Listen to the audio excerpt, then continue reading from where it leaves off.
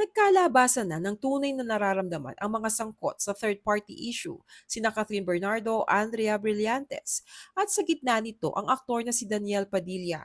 Dahil ngayon, hindi na lamang si Catherine ang nagdesisyon na i-unfollow si Andrea sa Instagram, kundi pati si Andrea ay tinigil na rin ang pag-follow kay Catherine sa IG, na siyang napatunayan ng kanilang mga taga-subaybay. Alamin ang buong detalye.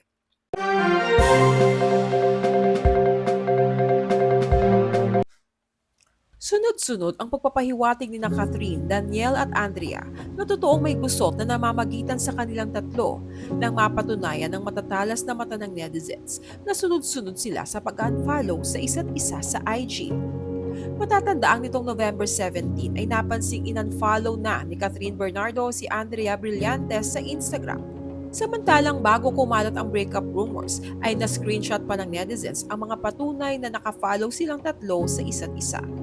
At ngayon, November 19, ay talaga namang nagpataas ng kilay sa marami nang maging si Andrea Brillantes ay in-unfollow na rin si Catherine na ate na kung kanyang ituring sa showbiz.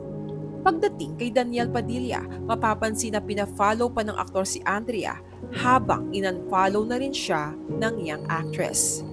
Kasabay naman ng balitang in-unfollow na ni Andrea si Catherine sa IG ay ang tweet ni OG Diaz.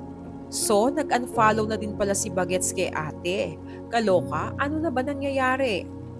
Tanong ng marami, ano ang matinding dahilan at nagdesisyon ng mga kapamilya actress na ito na i-unfollow ang isa't isa?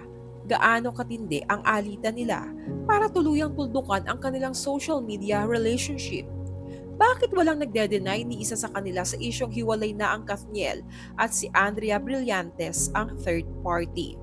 Matatanda ang kinuyog ng Kathniel fan si OG Diaz nang ihayag dito sa kanyang November 8 vlog ang gusot sa pagitan ng real-life couple na sina Catherine at Daniel.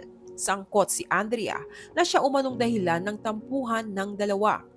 Bakit hindi ipinagtatanggol ni Andrea ang sarili laban sa mga malisyosong akusasyon sa kanya?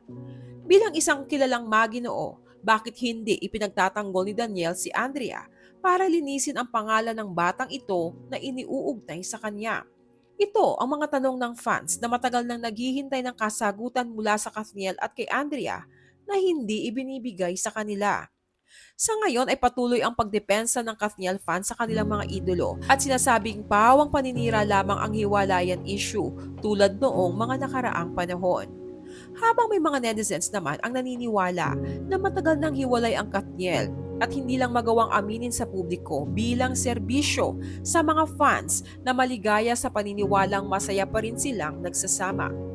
Sa kabila ng kaliwat kanang pakikipaglaban ng fans para kina Daniel at Catherine, ay hindi naman ipinagtatanggol ng Katniel ang kanilang mga sarili laban sa issue at ipinaubayan na lamang ito sa mga naniniwalang sila ni Catherine ay tunay pa rin na nagsasama.